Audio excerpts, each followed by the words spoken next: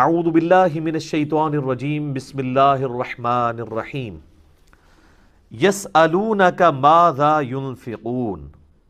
اے محبوب صلی اللہ علیہ وآلہ وسلم، یہ تم سے پوچھتے ہیں کہ ہم جو اللہ کی راہ میں خرچ کرتے ہیں تو وہ کیا خرچ کریں، کس پہ خرچ کریں۔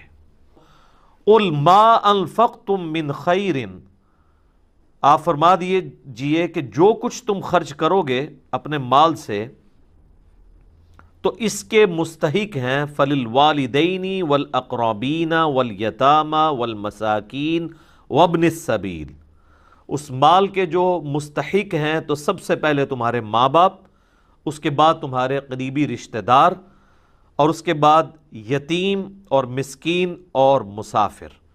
وما تفعلوا من خیر فإن اللہ بہ علیم، اور جو کچھ بھی تم نیکی کا کام کرتے ہو تو بے شک اللہ تعالیٰ اسے خوب جانتا ہے۔